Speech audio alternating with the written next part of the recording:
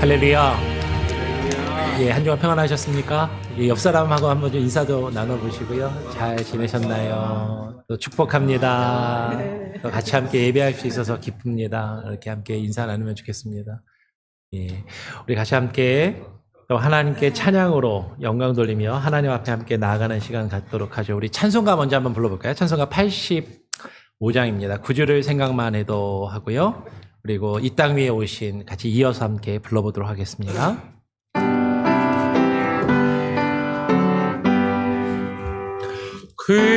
그들을 생각만 해도 이렇게 적하니 주 얼굴 배울 때야 얼마나 좋으랴.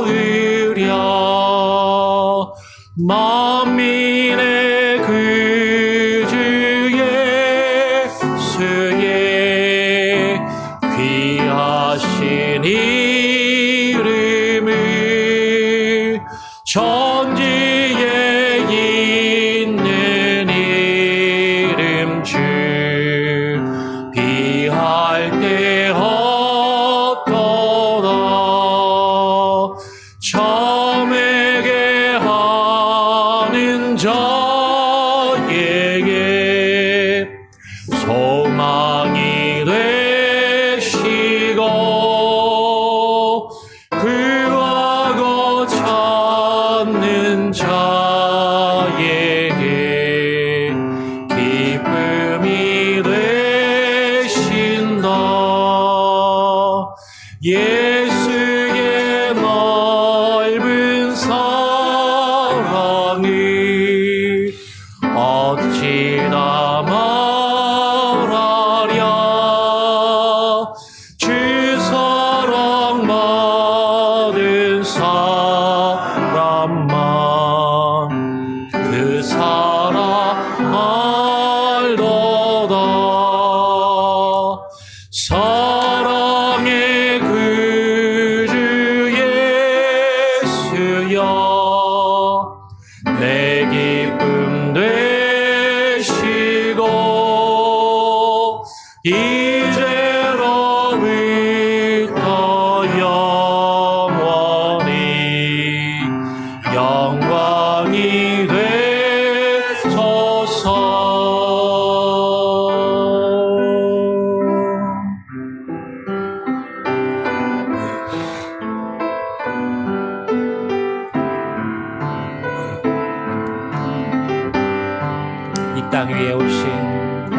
이 땅 위에 오신 하나님의 본체 십자가에 달리사 우리 죄 사하셨네.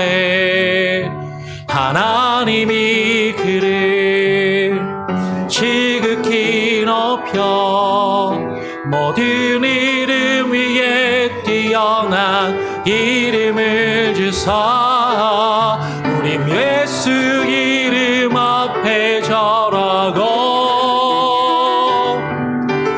모든 입이 주를 시네. 영광 중에 오실 주를 보리라. 선포해 왕께 만세. 존귀와 위엄을 찬양해.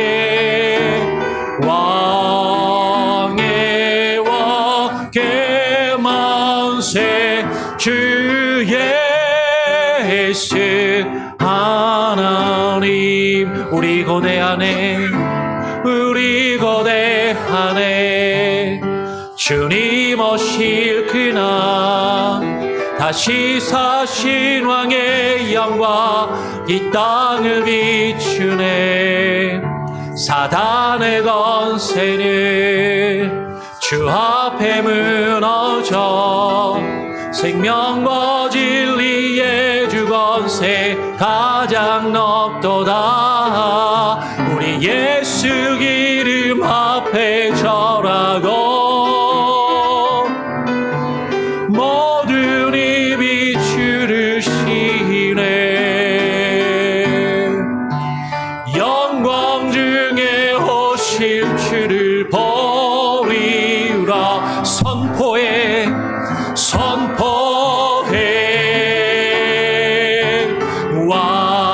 왕께 만세.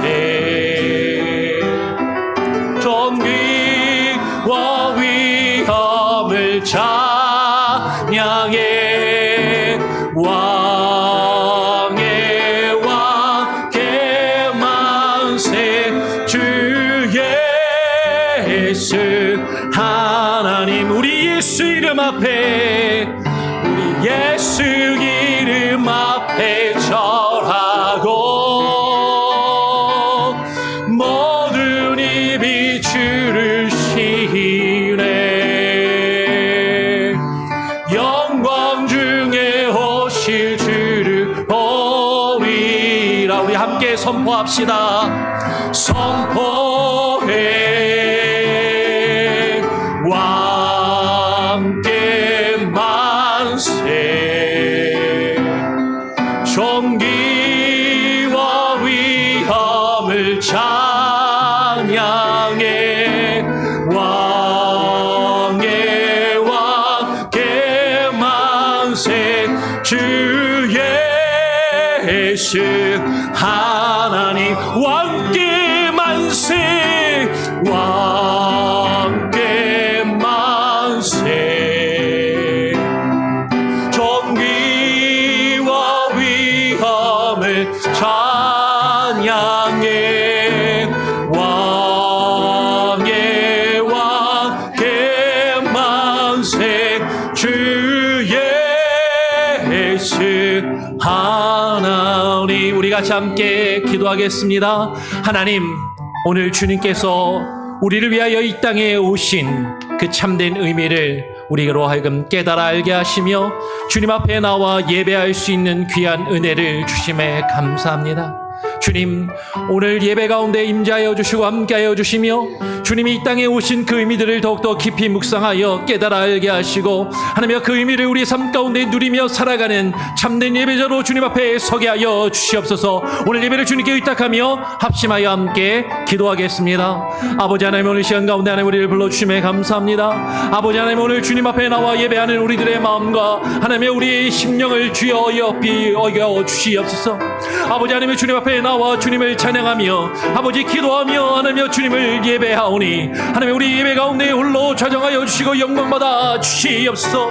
아버지 하나님, 우리의 마음이 하나님의 다른 것을 향하여 다른 것을 향하여 나뉘지 아니하게 하여 주시고 주님을 향하여 집중하게 하여 주시고 주님만을 바라보게 하여 주시며 주님만을 높이며 예배하는 예배자로 서게 하여 주시옵소서. 하나님, 우리가 하나님 주님 앞에 나와 예배하님이 기쁨이 되게 하시고 감사가 흘러넘치게 하시고 하나님, 이것이 우리에게 만족이 되게 하여 주시며 하나님, 예배 가운데 우리의 삶의 우선순위가 있게 하여 주시고 주님을 깊이 경험케 하여 주시옵소서. 아버지 하나님, 오늘 시간 가운데 주의 말씀으로 우리가 허락하여 주시고 아버지 하나님, 우리의 심령 한 사람 한 사람의 심령을 어루만져 주시며 주님 새롭게 하여 주시고 주만을 바라보게 하여 주시옵소서. 아버지여 역사하시고 아버지 하나님 함께 하시며 주관하시는 주의 능력이 아버지 하나님 이 자리 가운데 함께 하사 하나님, 오늘 예배 가운데 하나님 우리가 하나님 오직 주만 높이게 하여 주시옵소서. 아버지 하나님 하여 주시옵소서. 할렐루야.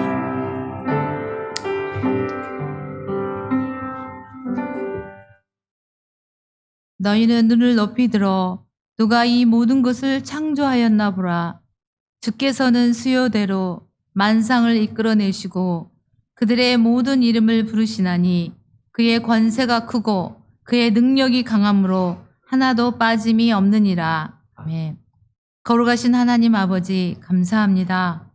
지난 한 주간도 주님의 보호와 인도하심으로 안전하게 지내다 복되고 거룩한 주님의 날에 한자리에 모여 영과 진리로 예배를 드리며 찬송을 올려드림을 감사합니다. 하나님의 형상대로 지음을 받은 첫 번째 아담의 불순종과 교만의 제약으로 깨어진 하나님의 형상을 마지막 아담이신 예수 그리스도의 십자가의 순종으로 우리의 죄와 허물을 예수님의 보혈로 구속하여 주신 최고의 사랑에 감사를 드립니다. 그리고 하나님의 형상을 회복시켜 주심도 감사드립니다. 하나님을 믿고 살아간다고 하면서 아직까지 우리의 소명을 바로 알지 못하고 세상 사람들과 똑같이 화를 절제하지 못하며 함부로 말로 남에게 또는 공동체 안에서 상처를 주고 사랑을 주기보다 받는 데 익숙하고 너무나 이기적이었음을 고백합니다. 용서하여 주옵소서. 하나님의 형상으로 회복된 믿는 자들이 하나님의 말씀처럼 삶의 모든 현장에서 하나님의 공의로운 통치가 믿는 자들을 통해 이루어지게 하시고 십자가의 사랑을 복음을 통해 전파되게 하시며 남을 나보다 귀하게 여기고 섬겨 겸손함으로 믿음의 선진들처럼 하나님과 동행하는 삶을 실천하며 살게 하여 주시기를 기도합니다. 우리 한인 장로교회를 이 자리에 세워주신 하나님, 말씀으로 든든히 뿌리를 내리는 교회가 되어 흔들리지 않고 다음 세대들도 온전히 하나님만 섬기는 교회가 되게 하여 주옵소서. 서로 사랑하며 기도하며 선교하며 이웃을 구제하는 일에 앞장서게 하셔서 회복된 하나님의 형상이 우리 교회의 공동체를 통해 나타나게 하여 주옵소서. 이 시간 주일학교와 전도사님, 교사들을 위해 기도합니다. 전도사님께 성령 충만함을 주셔서 사역을 감당하시기에 부족함 없도록 늘 영육간에 강건하게 하여 주시고 또한 말씀을 대언하실 때 모든 연령대의 주일학교 자녀들이 하나님의 말씀을 깨닫고 은혜 받게 도와주시옵소서. 교사들에게도 성령 충만함과 늘 말씀과 기도로 준비하여 맡겨주신 반 자녀들을 잘 감당하게 기쁨과 감사함으로 봉사하게 도와주시옵소서.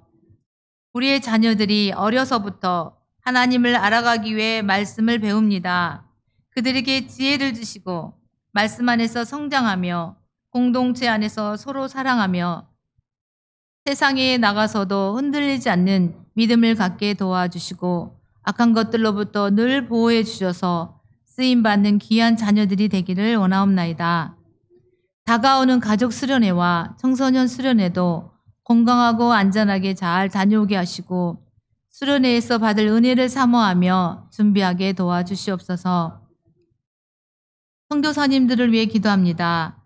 저희 교회가 기도하고 후원하는 6분의 선교사님들과 선교사님들의 건강과 안전을 지켜주시고 또한 선교지에서 사역하시는 중에 복음이 방해받지 않고 확장되게 하게 도와주시며 한 영혼 한 영혼을 위해 조급해하지 않고 성실하게 임하시도록 선교사님들의 심령을 늘 지켜주시옵소서. 이 시간 말씀을 대언하시는 조재선 목사님을 위해 기도합니다.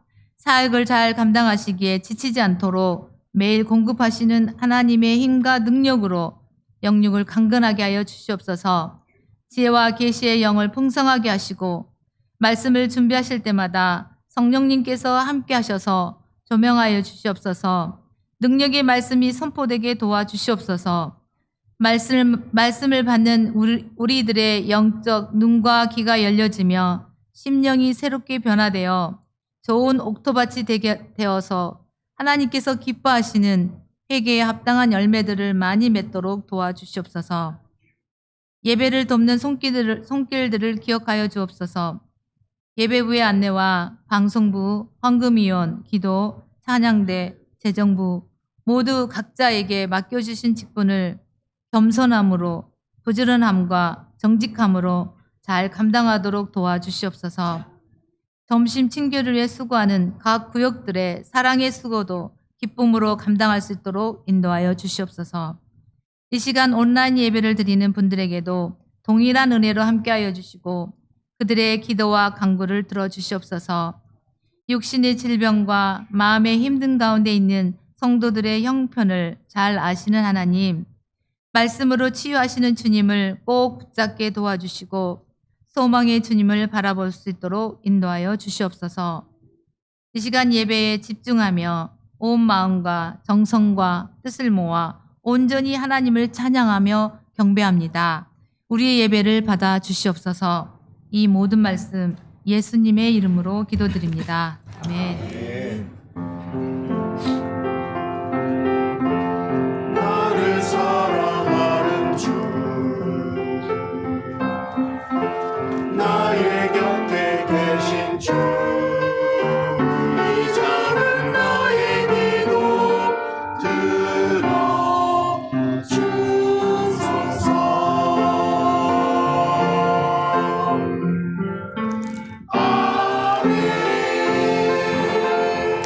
다 같이 자리에서 일어나셔서 사도신경으로 우리의 신앙을 하나님께 고백하고 사람들 앞에 선포하며 나가도록 하겠습니다.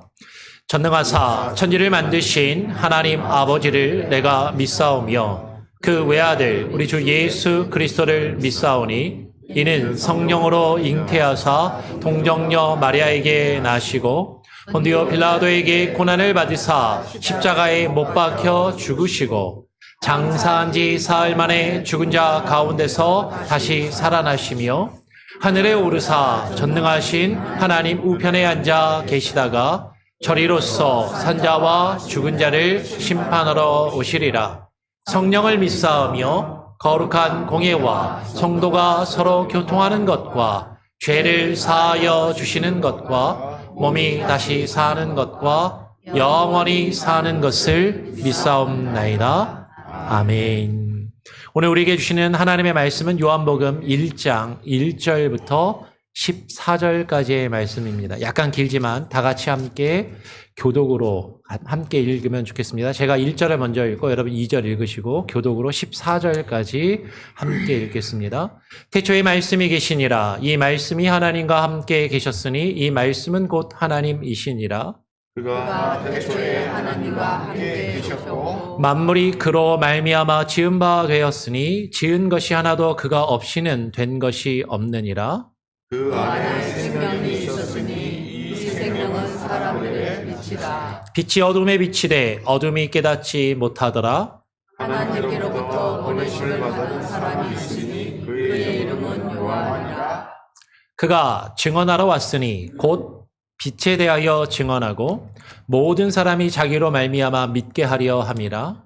그는 이 빛이 아니요 이 빛에 대하여 증언하러 온 자라. 참빛 곧 세상에 와서 각 사람에게 비추는 빛이 있었나니 그가 세상에 계셨으며 세상은 그로 말미암아 지은 바 되었으되 세상이 그를 알지 못하였고 자기 땅에 오매 자기 백성이 영접하지 아니하였으나 영접하는 자 곧 그 이름을 믿는 자들에게는 하나님의 자녀가 되는 권세를 주셨으니 이는 혈통으로나 육정으로나 사람의 뜻으로 나지 아니하고 오직 하나님께로부터 난 자들이니라. 말씀이 육신이 되어 우리 가운데 거하심에 우리가 그의 영광을 보니 아버지의 독생자의 영광이요 은혜와 진리가 충만하더라. 아멘. 우리 찬양대 찬양으로 하나님께 영광 올려드립니다.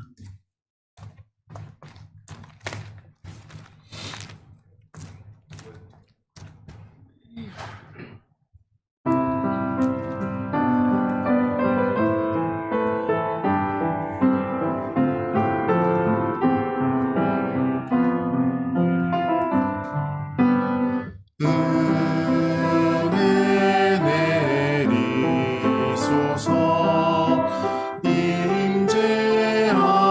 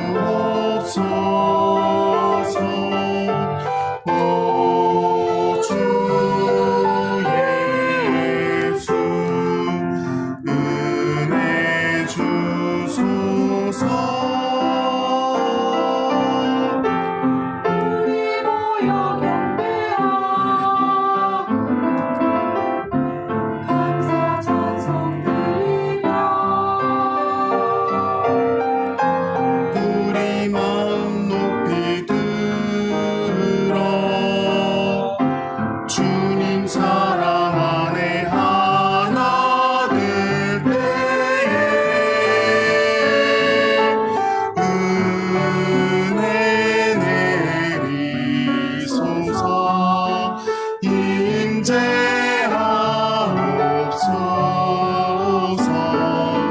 주 경배할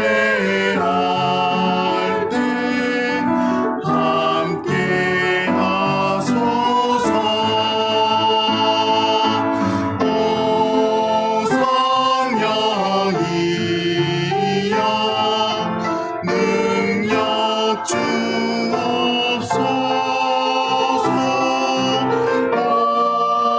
주 예수 은혜 주소서.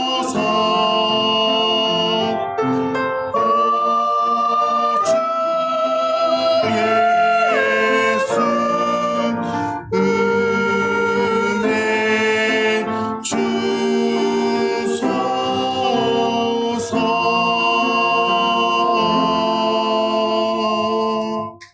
아멘. 우리 하나님께 영광의 박수를 올려드리죠. 우리 옆 사람하고 한번 인사해 볼까요? 당신에게 하나님의 은혜가 내리길 원합니다. 서로 한번 축복해 보죠. 은혜 받으세요. 은혜가 내리시길, 은혜가 임하기를 축복합니다. 우리 같이 함께 서로 축복하고요.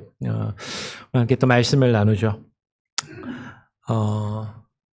여러분, 지난 한 달 동안 우리는 벌써 6월 첫째 주죠. 지난 5월 한 달 동안 인간론 시리즈를 통해서 인간이란 무엇인가라는 그 어떤 큰 질문을 놓고 쭉 우리가 말씀을 나누고 살펴보았습니다. 그러면서 우리는 본래 하나님의 영광스러운 형상으로 지음받은 존재였다라는 것을 먼저 나누었어요. 그런데 죄로 인하여서 그 형상이 깨어지고 일그러졌습니다. 그리고 그 깨어진 하나님의 형상은 우리 스스로의 힘으로는 절대로 회복할 수 없다라는 것을 함께 나누고, 오직 보이지 아니하시는 하나님의 형상이시며, 아까 우리 김현정 원사님도 기도하셨지만 둘째 아담이신 한 분 예수 그리스도를 통해서만 다시 회복될 수 있다는 것을 우리가 함께 나누었고, 그리고 지난주에는 그 회복된 사람이 그러면 어떻게 살아가야 하는가까지 우리가 함께 나누었어요. 그러면 자연스럽게 우리에게 한 가지 질문이 남게 됩니다. 뭐냐면, 그렇다면 우리를 그렇게 우리의 죄의 문제와 우리의 잃어버린 하나님의 형상을 회복시킬 수 있는 그분 예수 그리스도는 도대체 누구이신가 하는 거죠. 많은 분들이 교회를 다니면서 예수님을 믿는다, 예수님을 안다라고 생각하는데 그분이 누구인가 한번 설명해 보세요 라고 이야기하면 사실 잘 설명하지 못하고, 알긴 아는데 정리가 잘 안 되는 그런 경우가 많이 있습니다.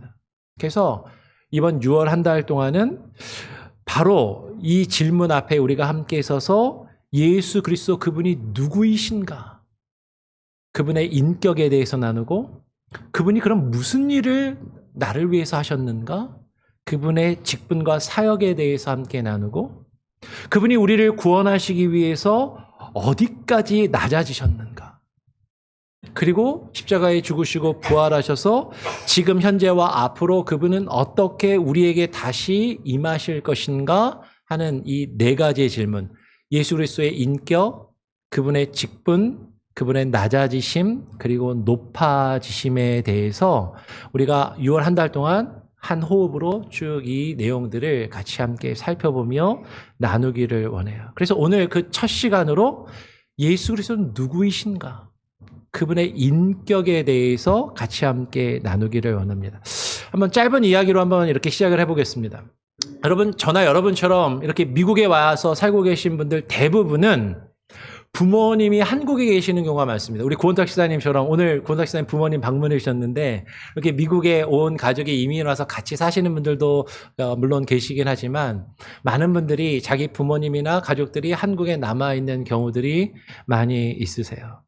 부모님은 한국에 있고 자녀들은 학교와 직장 때문에 미국에 와서 정착해서 여기서 살아가고 있는 거죠. 가족들과 연락을 주고받는 게 시차도 있고 사실 쉽지도 않고, 부모님은 나이가 점점 들어가시면서 자녀들을 계속 보고 싶어 하십니다. 이민 초기에는요, 사람들이 이민에 오면 어떻게 서로 연락을 주고받았냐면 편지밖에 주고받지를 못했어요. 저는 어렸을 때 그 유행가 가사 중에 나성에 가면 편지를 보내주오. 뭐 이 노래가 무슨 말인지 몰랐거든요. 근데 나성이 나중에 알고 보니까 미국에 와서 보니까 LA를 나성이라고 그런다면서요. 그죠? LA에 이민 가면 편지 좀 써다오. 그렇게 이민 간 사람에게 그렇게 그리움을 전하는 게 나성에 가면 편지를 보내줘. 그 얘기잖아요. 근데 이제 시간이 좀 지나면서 전화가 생기면서 국제전화. 근데 국제전화 요금이 왜 이렇게 비싼지. 그죠? 옛날 생각나시나요? 근데 요새는 시대가 많이 좋아져서 인터넷이 발달하면서 국제전화 아니고 인터넷으로 영상통화도 하고 얼굴도 보면서 막 대화를 합니다. 근데 영상통화로 얼굴을 봐도 늘 그립고 보고 싶은 마음인 거죠. 그래서 처음에는 미국에 와서 지내면서 막 정착하고 삶이 안정이 안 되고 해서 힘든 시기를 겪다가 조금 안정이 되고 이제 정착이 되면 이제 부모님들이 이제 미국에 방문해서 오시고 부모님을 만나게 돼요. 저희 부모님은 아직 미국에 한 번도 못 와보셨는데 저희 장모님이 몇 해 전에 오시잖아요. 한 10년 만에 저희 아내를 10년 만에 보신 거거든요. 그러니까 또 저희 지금 우리 백청일 사님도 오늘은 못 오셨는데 어머님이 또 지금 한국에서 방문해서 지금 와 계시지 않습니까? 그러니까 어느 날 이제 비행기 표를 끊고 미국의 부모님이 직접 찾아오면 공항에서 그 부모님을 딱 보는 순간 편지나 전화로 혹은 화면을 통해서 영상통화로 봤음에도 직접 얼굴을 보면 이게 다른 거죠. 부둥켜 안으면서 이렇게 그 그리운 마음을 나누고 진짜 어머니를 만나고 진짜 어머니를 끌어안고 같이 마음을 나누게 돼요. 여러분, 하나님도 그러시다라는 거죠. 하나님도 옛적에 하나님께서 우리를 그리워하시고 우리에게 하나님의 뜻을 전하고 싶으셔서 옛날에는 선지자들에게 통해서 말씀을 하시고 그 말씀이 기록되게 하셔서 글로 우리에게 그 말씀을 보내셨습니다. 그리고 마지막에는 어떻게 하셨냐면 그 아들을 통해서 우리에게 직접 하나님이 우리에게 찾아오셨다라는 거죠. 히브리서 1장 1절 2절은 이렇게 이야기합니다. 옛적에 선지자들을 통하여 여러 부분과 여러 모양으로 우리 조상들에게 말씀하신 하나님이 이 모든 날 마지막에는 아들을 통하여 직접 우리에게 오셔서 우리에게 직접 말씀하셨으니 라고 이야기를 하는 거죠.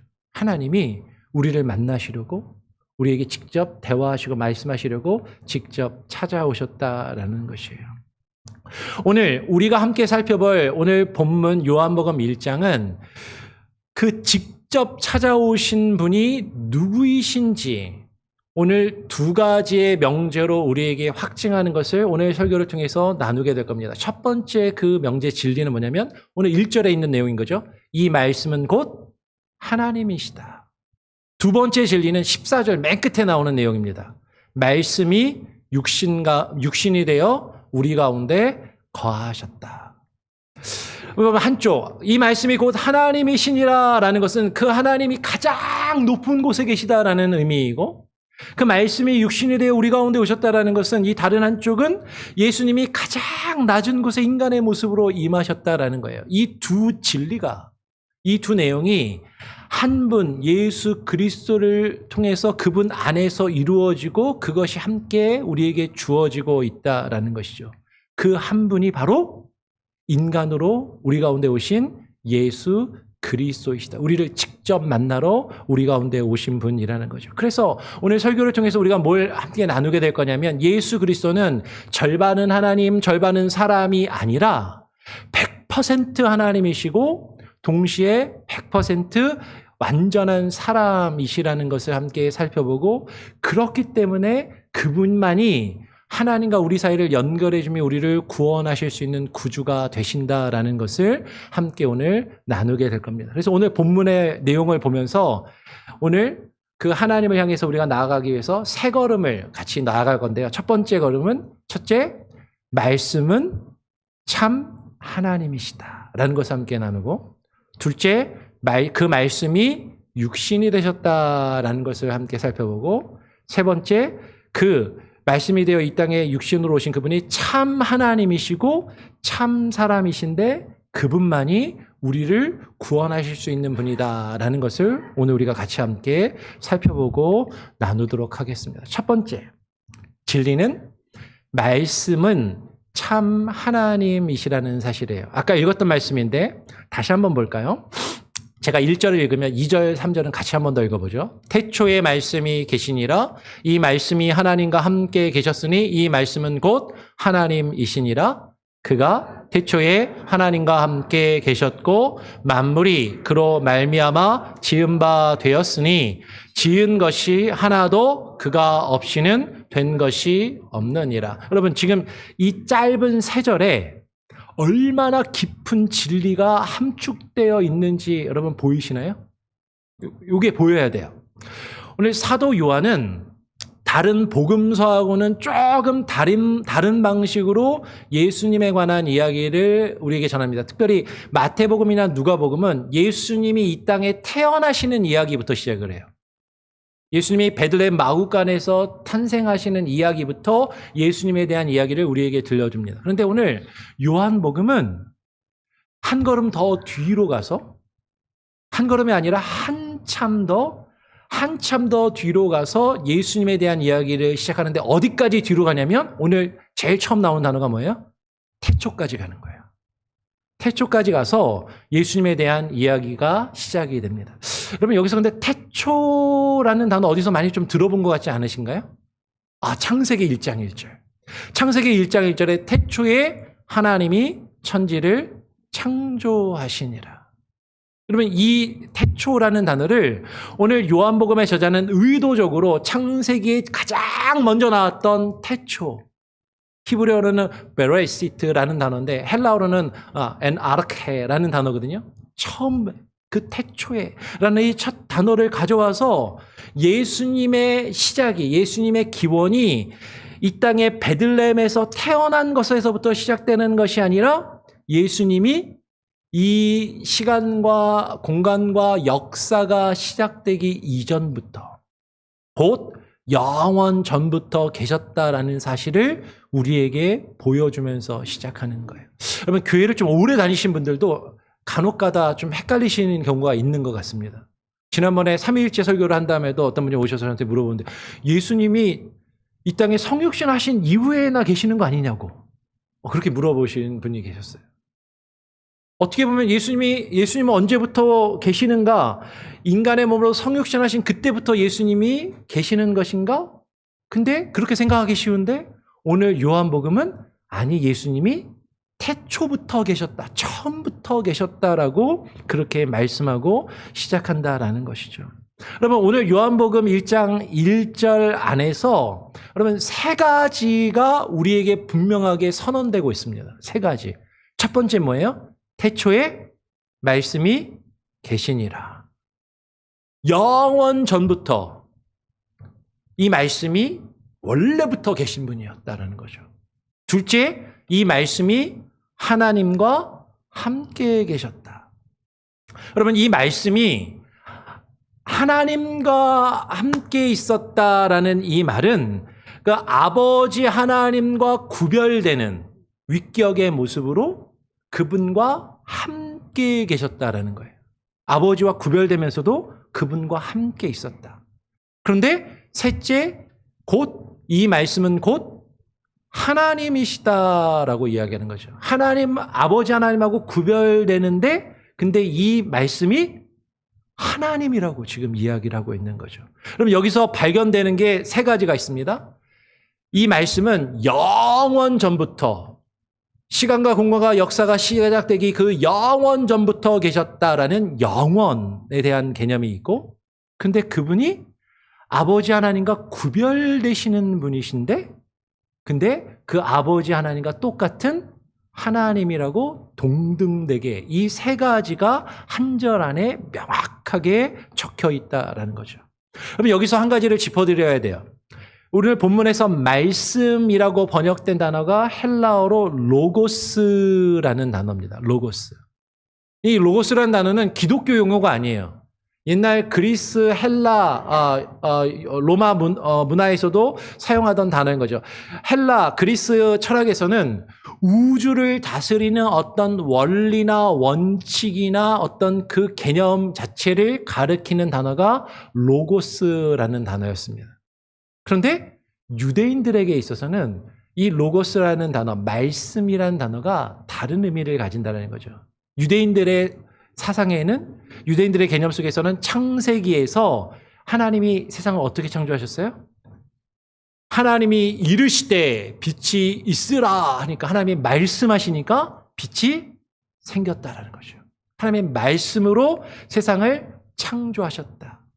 그래서 하나님이 세상을 창조하신 그 말씀, 그 살아있는 창조의 말씀을 가리켜서 로고스라는 단어를 쓴다라는 거죠. 우리 교회 우리 유튜브 채널의 하트바림, 이 그 로고스하고 똑같은 표현인가요? 하트바림. 근데 요한은 지금 이 말씀이라는 의미를 단지 그리스인들, 헬라인들, 로마인들이 사용했던 그런 어떤 개념적인 원리나 어떤 형이상학적인 개념으로만 사용하고 있는 게 아니라 그 말씀이 한 인격체이고 곧 살아있는 하나님 자신이라고 선언하고 있다라는 거예요. 그러니까 의도적으로 이 단어를 쓰고 있는데요.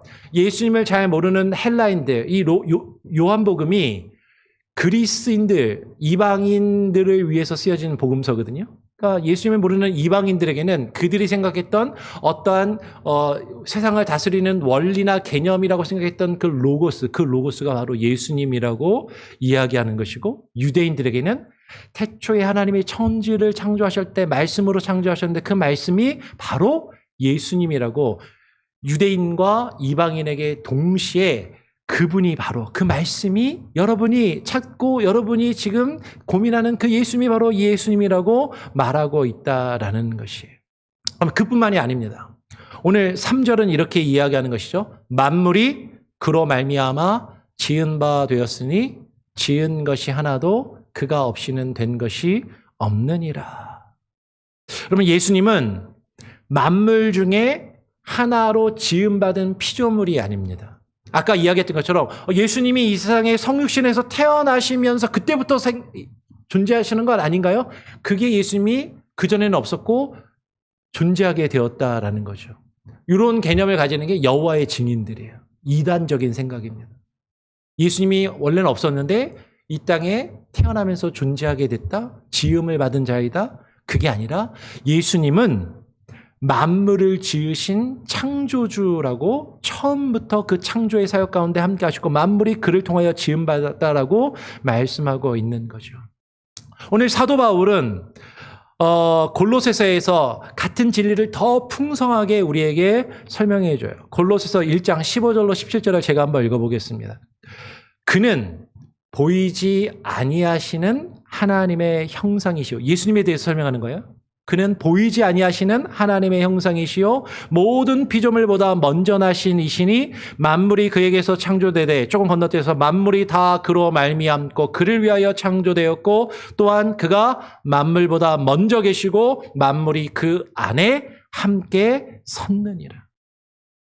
여러분, 우리가 지난달에 살펴봤던 그 인간론 시리즈에서 우리가 함께 나누었던 보이지 아니하시는 그 하나님의 형상, 그 온전한 형상이 누구이신지 오늘 성경은 분명하게 우리에게 말하고 있다는 거죠. 바로 그분이 누구예요? 예수 그리스도이시다.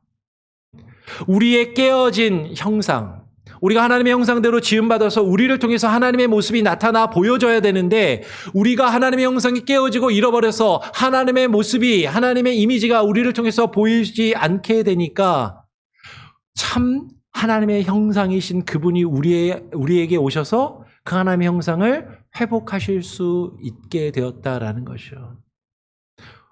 우리가 잃어버린 하나님의 형상을 우리가 회복할 수 있는 그 이유는 바로 그분이 완전하시고 영원하신 하나님의 형상이시고 그 하나님의 본체이시기 때문에 그것이 가능하다라고 이야기를 하는 겁니다.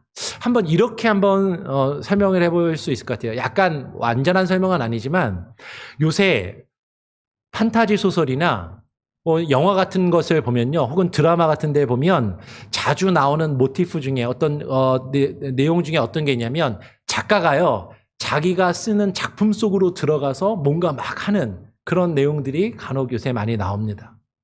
한 작가가 소설이나 글을, 대본을 써 내려가다가 어느 날 갑자기 자기 작품 속에 등장하는 사람들이 길을 잃고 헤매면서 문제가 있는 것을 발견하고 그 작품 속으로 들어가서 그 문제를 직접 해결하게 된다라는 거죠. 작가가 자신이 쓰는, 글을 쓰는 그 펜을 내려놓고 자신이 직접 자신이 쓰고 있는, 자신이 쓴 그 이야기 속으로 걸어 들어가는 거예요. 그 작가는 여전히 그 글을 지은 창조자인 것이죠. 그러나 동시에 그 책 속으로 들어가서 한 역할을 맡아서 한 일을 감당하는 인물이기도 하다라는 것이에요. 그러니까 책 밖에 있는 분이 그 책 속으로 직접 들어오셨다라는 그런 의미인 거죠. 여러분, 예수님이 바로 그런 분이다라는 거예요. 만물을 지으신 창조주께서 자신이 지으신 이 세상 속으로 사람이 되셔서 직접 들어오셨다라는 거죠. 그래서 창조주 하나님을 자신을 통해서 직접 세상에 나타내 보이신다라는 것이에요. 그래서 히브리서 저자는 이렇게 이야기를 합니다. 히브리서 1장 3절에 이는, 여기서 이는이라고 우리말로 번역되어 있지만 영어 성경을 보니까 he is, 그는, 예수 그리스도 그분은 하나님의 영광의 광채시요 그 본체의 형상이시라 그의 능력의 말씀으로 만물을 붙드시는 분이다. 하나님은 원래 영이시고 눈으로 볼 수 없는 분입니다. 근데 그분을 우리가 볼 수 있도록 그분의 영광의 빛을 우리에게 비추어 주시는 분. 그 본체의 형상, 눈으로 볼 수 없는 영이신 그 하나님을 우리가 볼 수 있도록 그 이미지를, 그 형상을, 그 모습을 우리에게 나타내 보이시는 분이시다라는 것이죠. 그 능력의 말씀으로 온 세상을 지으셨고 지금 이 순간에도 그 온 우주를 직접 붙들고 계시는 분이라고 지금 이야기하고 있는 거예요. 여러분, 우리가 믿는 예수님은요, 우리의 생각과 고정관념 틀 속에 갇혀있는 작은 분이 아닙니다. 예수님을 어떤 분들은 좋은 분, 훌륭한 선생님, 아주 훌륭한 인격자 정도로 생각하는 분들이 있어요. 교회를 다니면서도. 아니, 예수님을 믿어야 구원받는다고 하니까 나의 죄를 위해서 죽은 아주 좋으신 분, 이 정도로만 생각을 하는 거죠. 그런데 오늘 우리가 살펴보고 있는 요한복음, 특별히 요한복음 1장 1절은 우리에게 확실하게 못 박아서 말하는 거죠. 그분은 영원 전부터 계신 분이었고, 그분은 만물을 지으신 분이고, 그리고 그분 자신이 곧 하나님이시라고 그렇게 말하고 있는 거예요. 그 하나님이신 그 말씀이 오늘 두 번째 진리는 뭐냐면 육신이 되셨다라는 거죠. 여러분, 만약에 오늘 우리가 살펴보고 있는 본문 1절에서 이 내용이 끝났다면 어땠을까요? 이 말씀이 곧 하나님이시니라라고 거기서 끝났다면 so what? 그래서 뭐 어쩌라고? 우리는 그 위대하신 하나님이 말씀이 태초부터 있었고 그 말씀이 세상을 지었대. 그분이 하나님이시래. 근데 그게 나랑 무슨 상관이야? 사실 나와 무슨 상관, 아무런 의미도 나에게 다가오지 않을 수 있다는 거죠. 그런데 오늘 본문은 1절에서 그렇게 끝나는 것이 아니라 오늘 14절까지 쭉 이어지는 것이죠. 그리고 14절에서 우리는 두 번째 진리, 그 결정적인 진리를 만나게 되는 겁니다. 우리 14절 같이 한번 읽어볼까요? 시작. 말씀이 육신이 되어 우리 가운데 거하심에 우리가 그의 영광을 보니 아버지의 독생자의 영광이요 은혜와 진리가 충만하더라. 그럼 말씀이 육신이 되셨다라고 이야기를 합니다. 여러분, 이 짧은 구절이 우리가 믿는 기독교 신앙의 가장 놀라운 핵심을 우리에게 분명하게 보여주고 있다는 거예요. 영원하신 하나님이 시간과 공간 밖에 그것을 초월하시는 하나님이, 그 무한하신 하나님이 시간과 공간이라는 유한한 그 제한 속으로 들어오셨다라는 거죠. 시간 속으로 들어오셨다라는 거예요. 시간과 공간을 초월하시는 그 영이신 하나님이 우리와 같이 살과 피를 가진 한 사람이 되어 우리 가운데 오셨다라는 것이요. 가장 높이 계신 그분이 가장 낮은 자리에 우리를 위하여 이 땅에 오셨다라는 거예요. 여러분 여기서 육신이라고 번역된 단어가 헬라어로 사락스라는 단어를 쓰거든요. 사락스. 이게 육신, 몸이라고도 번역됩니다. 그런데 이건 단순히 고기 덩어리 몸만을 이야기하는 것이 아니라 이 단어는 연약하고 한계가 있고 배고픔이나 목마름을 느끼고 결국에는 죽을 수밖에 없는 우리와 똑같은 연약한 존재인 인간 존재 그 자체를 표현하고 있는 것이죠. 오늘 요한복음은 일부러 가장 노골적인 표현으로 그분이 그 하나님이 육신이 되셨다라고 지금 표현하고 있다라는 거예요. 그러면 이 말은요, 하나님이신 그분이 잠깐 인간의 옷을 거치고 인간처럼 잠깐 왔다 가셨다라고 말하는 것이 아닙니다. 어떤 사람들은 이 예수님이 진짜 하나님이시라면 진짜 신이 어떻게 인간이 되냐? 인간처럼 온 걸로 보였을 뿐이지. 우리 가상현실 그런 표현 많이 하잖아요. 예수님이 가현하셨을 뿐이지 신이 어떻게 진짜 인간이 될 수 있겠어? 라고 생각하는 사람들이 있는데 예수님은 진짜 사람이 되셔서 우리 가운데 오셨다라는 것이에요. 오늘 사도 바울은 이 신비를 빌립보서에서 또 한 번 우리에게 이렇게 풀어서 설명합니다. 빌립보서 2장 6절 7절을 보면 이렇게 이야기해요. 그는 근본 하나님의 본체시나 하나님과 동등됨을 취할 것으로 여기지 아니하시고 오히려 자기를 비워 종의 형체를 가지사 사람들과 같이 되셨고라고 이야기를 해요. 그러면 여기서 자기를 비워라는 표현을 오해하지 않으셨으면 좋겠습니다. 어떤 사람들은 예수님 자기를 비워라는 이 표현이 예수님이 사람이 되시면서 그러면 신성은 버리셨다라고 말하는 사람들이 있어요. 인간으로 오신 예수는 신이 아니라 인간으로 온 거지 그러면. 신성은 사라진 거네? 라고 생각할 수도 있어요. 근데 아니다라는 거죠. 자기를 버리신 것이 아니라 비우셨다라는 것은 자기 자신을 내려놓고 하나님의 그 신성을 인간으로 가리셨다라는 거예요. 하나님의 그 본체이심을 지금 내버리시고 본체가 더 이상 아니다라고 하는 것이 아니라 자신의 영광을 인간의 몸으로 가리시고 종의 모양으로 우리 곁에 오셨다라는 거죠. 신성이 사라지거나 신성이 없어졌다라는 것이 아니라 그 신성 위에 인성이 더해졌다라고 이야기를 하는 거죠. 예수님의 신성은 그대로 있고 예수님은 원래 하나님이시라는 건 그대로 있고 그 위에 인간이 더해졌다라는 것이에요. 적절한 비유는 아닐 수도 있지만 좀 이해하기 쉬우라고 이렇게 한번 비유로 설명해 보겠습니다. 그러면 옛날 동화나 요새 드라마 같은 거 보면 왕이 백성들의 삶을 살피기 위해서 평민이나 거지로 분장을 하고 거리를 돌아다니는 경우들이 그런 이야기들이 종종 나오죠. 그러나 그 왕은 평민의 옷을 입고 거지의 옷을 잠깐 입었을 뿐이지만 그것은 위장이에요.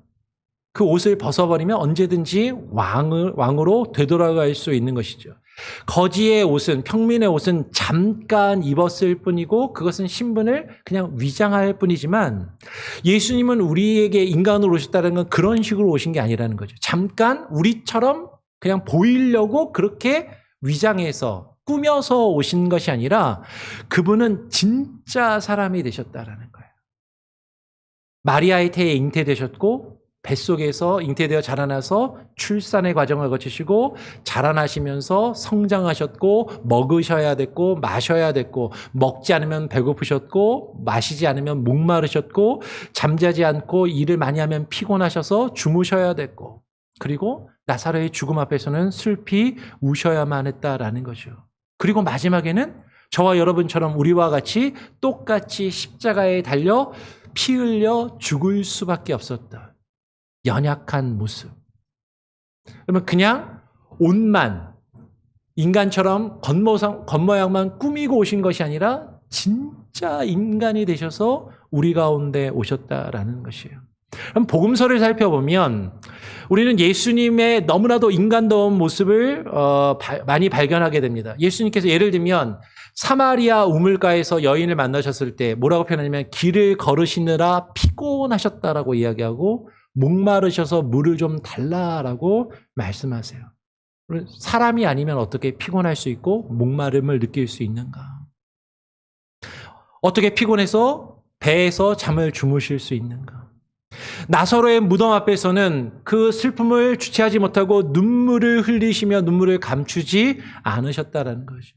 인간의 그 연약함을 그대로 보이셨어요. 광야에서는 40일을 금식하시고 줄이시면서 배고파하셨다라고 이야기를 하는 것이죠. 십자가를 지시기 전에 겟세마네 동산에서는 기도를 하시면서 너무나도 근심하시면서 땀을 흘리는데 그 땀방울이 핏방울같이 변했다라고 그 근심하는 연약한 모습이 담겨 있다라는 거죠. 여러분, 이게 도대체 우리에게 무슨 의미로 다가오는가 하는 것이에요. 여러분, 지금 예수님은 저와 여러분이 겪고 있는 그 아픔과 슬픔을, 그 외로움과 괴로움을, 그 두려움을, 우리가 겪는 그 죄의 유혹과 시험을 그냥 멀리서 바라보시면서 에휴 안 됐다 이렇게 하시는 분이 아니라는 거예요. 그분은 똑같이 우리처럼 되셔서 우리가 경험하고 우리가 누리는 모든 아픔과 고통을 똑같이 몸소 체험하시고 그것을 느끼시고 우리와 똑같이 그것을 아파하시면서 우리의 마음을 이해하시고 긍휼히 여기신다라는 거죠.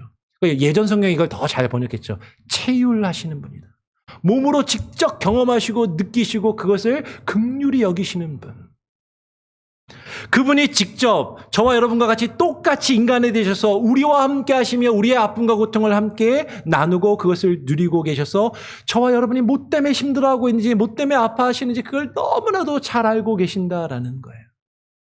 이거 엄청난 은혜 아닌가요? 별로 감동이 없으세요? 그러면 이게 얼마나 감동스러운 거냐면 제가 한국에서 사역을 할 때 그때 이제 강도사 때였는데 대학 청년부하고 성경 공부를 했었어요. 근데 한 청년이 이 내용을 저랑 같이 공부를 한 다음에 예수님이 나의 모든 것을 나와 똑같이 경험하고 느끼신다는 거 안다라는 게 그 앞에서는 별로 제 앞에서 내색도 안 했는데 나중에 지난 다음에 그게 자기의 마음에 너무나도 깊은 울림과 감동이 돼서 나중에 그 친구가 신학 공부했다는 거 아니에요? 네. 그래가지고 지금 신학 공부하고 교회에서 목회자로 사역을 하고 있습니다. 그러면 이건 엄청난 은혜인 거예요. 오늘 세 번째로 이 두 진리 앞에 우리는 서 있는 거죠. 한쪽에는 이 말씀은 곧 하나님이시다. 그리고 또 다른 한쪽에서는 그 말씀이 육신이 되어 인간으로 오셨다라고 이야기를 합니다. 영원하신 참 하나님과 우리와 같이 진짜 인간으로 오셨다라는 것. 그렇다면 이 두 가지가 어떻게 이 한 분 안에서 동시에 존재할 수 있는 것일까? 그럼 여기에 대해서 교회 역사 속에서 큰 논쟁이 있었어요. 어떤 사람들은 예수님은 신성이 더 크시고 인성은 좀 약하게 섞여 있다라고 말하는 사람들도 있고 또 어떤 사람들은 그 신성과 인성이 그 안에서 따로따로 분리되어 있다라고 말하는 사람들도 있었습니다. 나중에 그건 다 이단으로 정죄받았어요. 그래서 교회는 오랜 그 논쟁 끝에 주 451년에 칼케톤이라고 하는 도시에 모여서 이 문제를 분명하게 정리를 하게 됩니다. 그게 아주 유명한 칼케톤 공의회라는 거예요.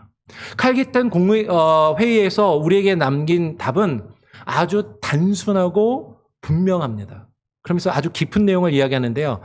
그 칼케톤 공의회에서 결론 지은 게 뭐냐면 예수님 안에서 하나님이시라는 신성과 인간이라는 인성이 네 가지의 방식으로 서로 연합되어 있다라고 정의를 내렸어요. 첫 번째, 혼합되지 않으며, 두 번째, 변화하지 않으며, 세 번째, 나뉘지 않고, 네 번째, 분리되지 않는 방식으로 그 예수님 안에서 신성과 인성이 함께 연합되어 있다. 조금 어렵게 들리죠. 사실 어려운 내용입니다. 근데 최대한 한번 쉽게 설명을 해보면 혼합되지 않는다라는 건 하나님이신 그 신성과 인간이신 인성이 서로 같이 한 분 안에 있으면서 이게 둘이 섞여가지고 뭔가 새로운 존재로 변화가 되지 않는다라는 거죠. 변화되지 않는다는 건 신성이 인성에 영향을 주거나 인성이 신성에 영향을 줘서 뭔가 변화되지 않고 신성 그대로 유지가 되고 인성 그대로 유지되면서 완전히 하나님이시고 완전히 인간인 모습을 그대로 가지고 계신다. 그러면서도 그러면 신성과 인성이 따로 떨어져 있는 거냐? 나뉘지 않고 분리되지 않아서 온전히 그분이 신성과 인성을 다 가지고 있다. 사실은 이해되지는 않아요. 우리가 논리적으로 설명하거나 이해하기는 어려운데 그냥 한마디로 예수님은 100% 완전한 하나님이시면서 동시에 100% 완전한 사람이시다라고 얘기하는 거예요. 반반이 아니라는 거예요. 하나님 반, 인간 반이 아니라 둘 다 100%이시라는 거죠. 여러분 이것을 신학에서는 한 위격 안에 그리스도의 제2위 안에 두 본성이 함께 존재하고 있다라고 부른다라는 거죠. 여러분 조금 어려운 표현 같지만 예수 그리스도 한 분 안에 하나님의 신성과 인간의 인성이 함께 완전하게 존재하고 계신다. 사실 다 논리적으로 온전히 설명하거나 설득할 수는 없지만 성경이 우리에게 그렇게 증거하고 있다는 거죠. 자, 그렇다면 이제 중요한 질문이 우리에게 남게 됩니다. 근데 그게 왜 중요해? 지금 어렵잖아요. 이 어려운 얘기를 제가 왜 여러분들에게 이렇게 설명하고 있냔 말이에요. 그게 뭐가 중요해서? 예수님이 완전한 하나님이시든 완전한 인간이든 그게 나랑 무슨 상관이야? 둘 중에 하나, 완전한 하나님이라도 괜찮고 완전한 인간이라도 상관없는 거 아니야? 근데 여기 분명한 이유가 있다라는 거죠. 왜 예수님이 참 사람이셔야 하는가? 여러분, 죄는 인간이 지은 거예요. 그리고 그 죄의 대가도 인간이 지불해야 되는 거죠. 죄 지은 사람이 벌 봐야 되는 거잖아요. 그렇잖아요? 죄 짓지 않은 사람이 그 벌을 대신 받는 건 큰 의미가 없다라는 거죠. 만약에 예수님이 하나님이신데 인간의 모습만 흉내내신 진짜 인간이 아니라면 우리의 죄와 잘못을 대신하는 게 사실 불가능하다라는 거죠. 예수님은 우리와 똑같은 진짜 인간으로서 우리 가운데 오셔서 우리가 마땅히 받아야 할 그 죄의 대가, 하나님의 진노를 인간으로서 인간인 우리를 대신해서 그것을 온전히 이루셨다는 거죠. 우리가 지난달에 인간론 시리즈에서 우리가 함께 나눴던 둘째 아담이 그분이 되시려면 첫째 아담과 같은 진짜 사람이 되셔야만 한다라는 것이에요.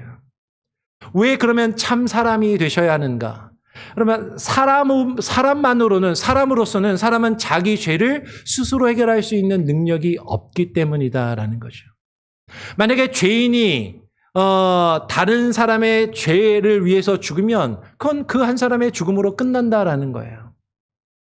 만약에 의로운 사람이라 할지라도 그 의로운 한 사람이 다른 누군가를 대신해서 죽는다 할지라도 그 한 번의 죽음은 다른 사람의 죄를 용서하는 것 한 번의 죽음으로 끝나지만 모든 사람의 죄를 용서할 수는 없다라는 거죠. 근데 우리를 죽으신 그분이 모든 것을 포함하시는 무한하신 하나님이시라면 그 한 번의 죽음은 무한한 값과 능력과 효력을 가진다라는 거죠. 온 세상 모든 사람의 죄를 다 덮고 용서하고도 남는 무한한 능력의 그 죽음, 십자가의 대속을 이룰 수 있다라는 것이죠. 여러분 이것을 그냥 비유로 만약에 설명하면 이렇게 한번 설명할 수 있을 것 같아요. 깊은 골짜기 양쪽에 두 개의 절벽이 있습니다. 한쪽 절벽은 하나님이 계신 거룩한 자리이고 다른 한쪽 절벽은 우리 인간이 서 있는 죄인의 자리예요. 근데 그 사이는 너무나도 깊고 넓어서 결코 인간의 힘으로는 하나님의 그 거룩한 자리로 나아갈 수가 없다라는 거죠. 깊은 골짜기라는 거죠. 그럼 건너가려면 뭐가 필요해? 다리가 필요하다라는 거죠. 이 둘을 잇기 위해서는 다리가 필요한데 근데 다리가 놓이려면 어떻게 돼요? 양쪽 끝에 정확하게 딱 다 있어야 된다는 거죠. 양쪽에 정확하게 고정이 되어 있어야 된다는 거죠. 한쪽에만 붙어 있고 한쪽에하고는 그냥 그 근처까지만 가고 떨어져 있다면 여러분 그 다리는 완전한 다리의 역할을 감당할 수가 없다라는 거. 얼마 전에 한국에서 고가도로가 무너졌습니다. 안전하지 않은 거예요. 근데 양쪽에 확고하게 정확하게 다 있고 고정이 되어 있어야 되는 거죠. 예수님이 완전한 하나님으로서 그 하나님의 자리에 고정되어 있으시고 완전한 인간으로서 인간의 자리에 고정되어서 우리가 하나님을 향해 나아갈 수 있는 그 다리가 되신다. 그거를 약간 어려운 말로 우리는 중보되심이라고 얘기하는 거예요. 중간에 다리를 놓으시는 분. 예수님이 유일한 중보자가 되시고 우리가 하나님께 나아갈 수 있는 유일한 길이 되신다라는 거죠. 오늘 웨스트민스터 소요리문답 21문은 이 진리를 이렇게 압축적으로 표현합니다. 하나님의 택하신 백성의 유일한 구속자는 주 예수 그리스도이시니 그분은 영원하신 하나님의 아들로서 사람이 되셔서 한 위격 안에서 구별된 두 본성을 지니시고 영원토록 그러하다. 여러분, 이제 우리는 분명히 선포해야 돼요. 오직 예수 그리스도, 그분은 참 하나님이시면서 동시에 참 인간이심으로 하나님과 우리 사이에 멀어진 그 끊어진 관계를 회복하실 수 있는 유일하신 분, 참 인간으로서 우리가 하나님께 나아갈 수 있게 하시고 참 하나님으로서 우리를 향해서 나오실 수 있는 분. 여러분, 다른 길은 없습니다. 그분 외에 우리가 다른 이름으로는 우리가 구원을 얻고 하나님께 나아갈 수 있는 길이 절대로 없다라는 거죠. 예수님이 참 하나님이시고 참 인간이시기 때문에 가능하다라는 거예요. 여러분, 이제 정리하겠습니다. 여러분, 우리가 지난달에 인간론 시리즈를 통해서 우리는 우리의 깨어진 거울, 빛바랜 사진, 일그러진 하는 그 형상이 다시 회복되어야 된다라는 것을 함께 나누었어요. 그리고 그 회복은 오직 한 분, 보이지 아니하시는 하나님의 형상을 통해서만 가능하다. 둘째 아담이신 예수 그리스도를 통해서만 가능하고, 오늘 우리는 그분이 누구이신지를 다시 한번 확실히 분명하게 살펴보는 것이죠. 태초에 말씀이 우리 가운데 거하심에 가장 높이 계신 그분이 가장 낮은 자리로 저와 여러분을 위하여 이 땅에 오셨습니다. 영원하신 참 하나님이신 그분이 시간 속으로 들어오셔서 우리와 똑같은 살과 피를 가지신 사람으로 우리에게 찾아오셨어요. 그분이 한 분이시지만 그 한 분의 위격 안에 신성과 인성을 함께 지니셨기에 우리가 하나님께 나아갈 수 있는 유일한 우리의 구원자와 중보자가 되신다라는 거죠. 여러분, 오늘 이 세 가지를 우리가 안다면, 여러분, 이 세 가지를 우리는 마음에 새겨야 되는 거죠. 첫 번째, 예배입니다. 예수 그리스도 그분이 참 하나님이시라면, 우리가 그것을 알고 인정한다면, 여러분, 우리가 드리는 이 예배가 결코 가벼울 수 없어요. 예배를 그냥 드려도 되고 안 드려도 되는, 바쁜 일 있으면 빠져도 되는 뭐 이런 게 아니라는 거죠. 예배는 진짜 그 하나님께 우리가 진심으로 마음과 정성을 다하여 신령과 진정으로 드려야 할 것이 된다라는 거죠. 그리고 그것이 우리에게 위로가 됩니다. 그분이 우리와 똑같은 사람이 되셔서 우리 가운데 오신 분이시라는 것을 우리가 알고 그것을 경험한다면 그분은 결코 나의 아픔을 모르시는 분이 아니다라는 거예요. 나의 어려운 마음을 아시고 위로하시는 분이시다라는 거죠. 여러분의 모든 괴로움과 아픔을 그분께 맡기시길 바랍니다. 주님이 아시고 위로해 주실 거예요. 그리고 그것에 확신을 가지시길 바랍니다. 그분이 한 위격 안에서 신성과 인성 두 본성을 지니신 유일한 중보자요, 우리의 구원자가 되신다면, 여러분, 그분은요, 우리 안에서 시작하신 일을 멈추지 않고 반드시 이루실 것입니다. 하나님이시니까, 그분은 하실 수 있으니까. 때로는 우리가 실수하고 넘어져도 우리를 끝까지 붙드시고 책임지실 거라는 거죠. 그 믿음과 확신을 가지시길 바라요. 여러분, 아까도 말씀드린 것처럼 예수님을요, 내 좁은 틀 속에 가두지 마세요. 그분은 절반은 하나님, 절반은 사람이 아닙니다. 100% 완전한 참 하나님이시고 동시에 100% 참 사람이신 거죠. 그분만이 저와 여러분을 구원하시는 참된 구주가 되십니다. 그걸 믿으시길 바라요. 다음 주에는 우리가 한 걸음 더 나아가서, 그렇다면 그 예수 그리스도께서 저와 여러분을 위해서 도대체 무슨 일을 하신 분이신가? 그 예수님이 하신 일이 선지자, 제사장, 그리고 왕으로서의 이 세 가지의 삼중직을 감당하신다라는 것을 우리가 다음 주에 함께 살펴보고 나누도록 하겠습니다. 우리 같이 함께 찬양하면서 여러분 드린 예물을 하나님께 또 봉헌하는 시간을 가질까요? 이 땅 위에 오신 아까 부른 찬양 있죠? 오늘 함께 나눈 말씀을 기억하면서 이 땅 위에 오신 이 찬양의 가사를 깊이 묵상하며 함께 찬양하기를 원합니다.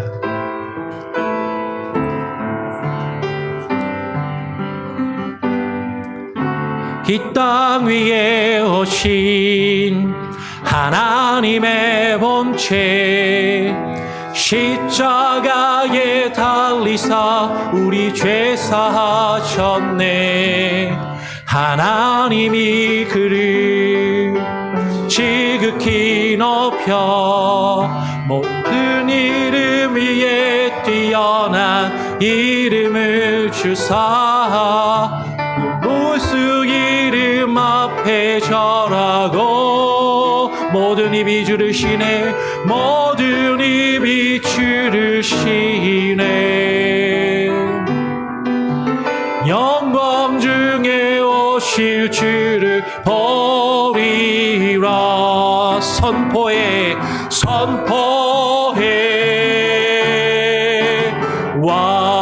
왕께 만세. 존귀와 위엄을 찬양해. 왕의 왕께 만세. 주 예수 하나님 우리 고대하네.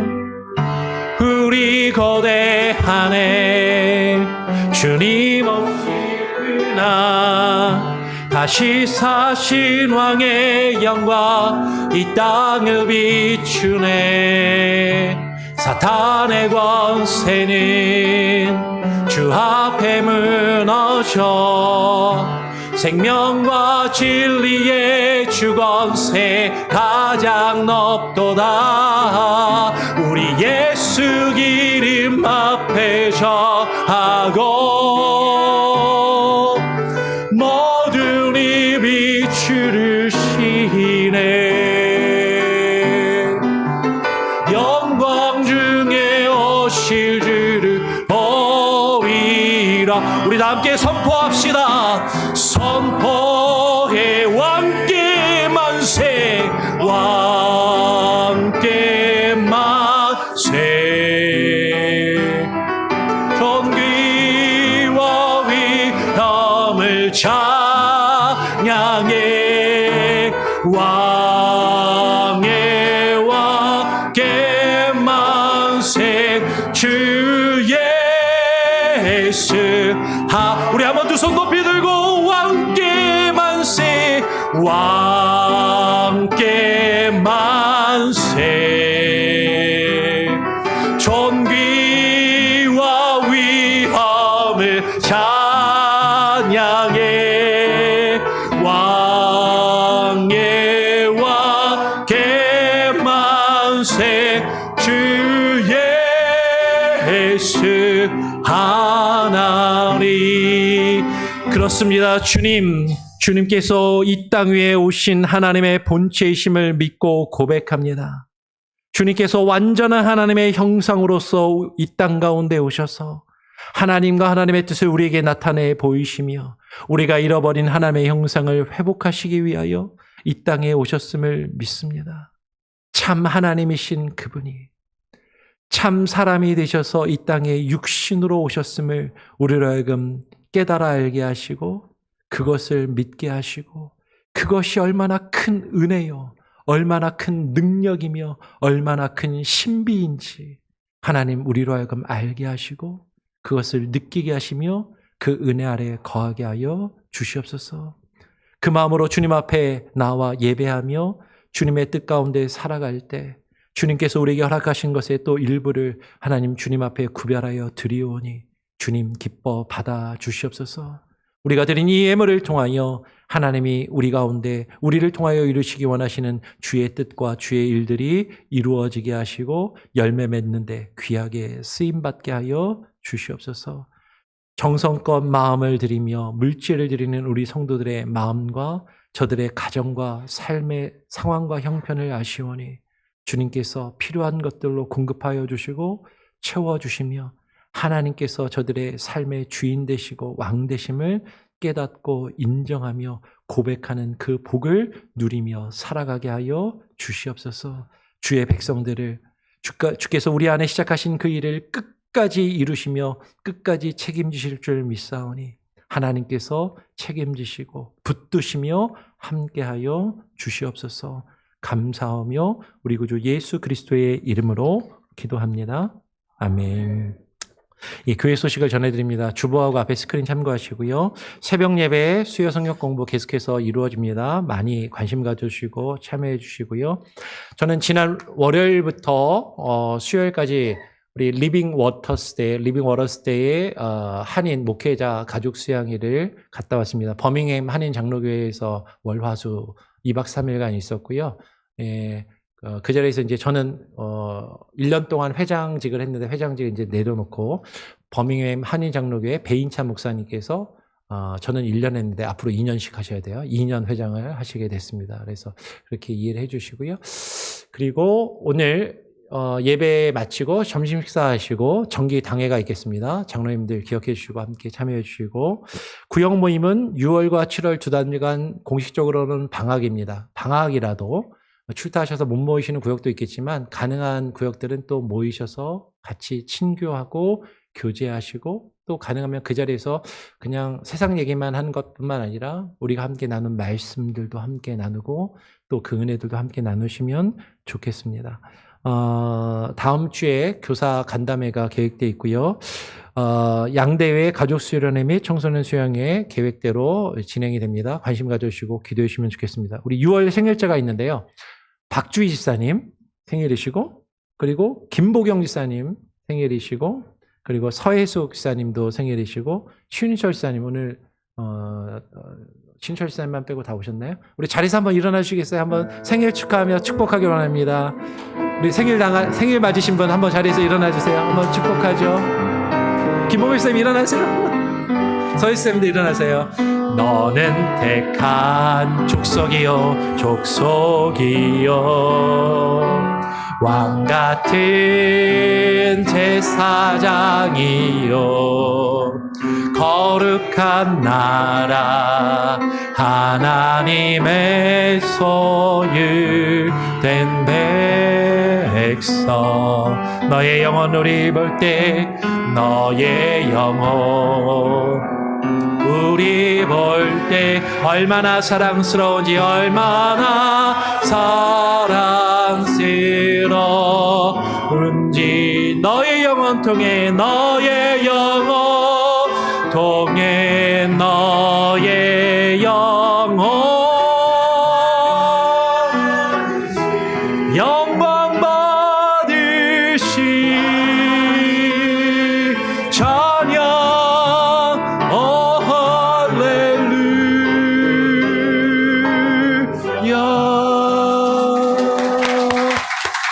축하합니다. 축복합니다. 이따가 친교실에서 우리 생일 축하 다시 한 번 더 하도록 하겠습니다. 혹시 제가 빠뜨린 내용이 있을까요? 광고하실 내용이 있으십니까? 없으면 다 같이 자리에서 일어나셔서 우리 마지막 찬양 함께 드리고 제가 축복 기도함으로 예배를 마치도록 하겠습니다. 세상은 들리고 사람들은 변하여도 세상은 들리고 사람들은 변하여도 나는 주를 섬기리 주님의 사랑은 영원히 변하지 않네 나는 주를 신뢰해 오직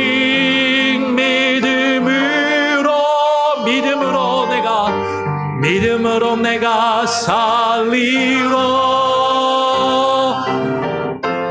오직 믿음으로 내가 살리라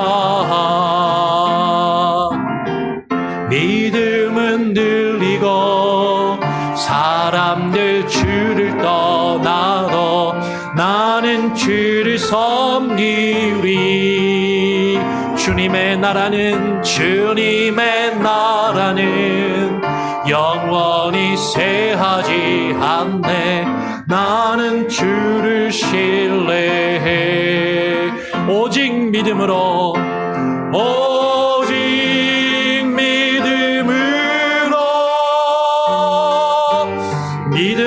내가 살리라. 오직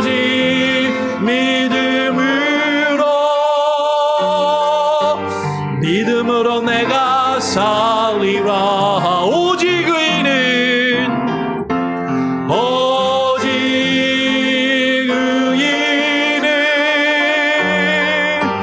믿음으로 말미암아 살리라.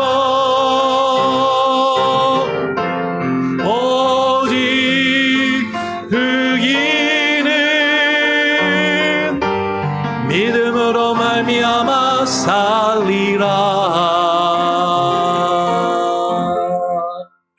이제는 우리의 죄와 허물을 감당하시기 위하여 참 하나님이 참 사람으로 육신의 모습으로 이 땅에 오셔서 우리의 죄와 허물을 대속하시는 대속의 죽음을 감당하시고 우리와 하나님 사이를 연결하시는 유일한 중보자가 되시는 우리 구주 예수 그리스도의 무한하신 은혜와 그 아들을 우리에게 보내어 주시고 허락하신 아버지 하나님의 크신 사랑과 그 은혜와 사랑을 우리로 하여금 깨달아 알며 그 안에 거하도록 우리 안에 역사하시는 성령님의 역사 교통하심이 주님만이 유일한 우리의 중보자가 되심을 깨달아 알며 주님이 참 하나님이여 참 인간이심을 깨닫고 고백하며 주님의 백성으로서 주님 안에 거하며 살아가기를 이제는 소원하고 결심하며 다짐하고 돌아가는 주님 앞에 나와 예배하는 오늘 예배 가운데 있는 모든 예배자들과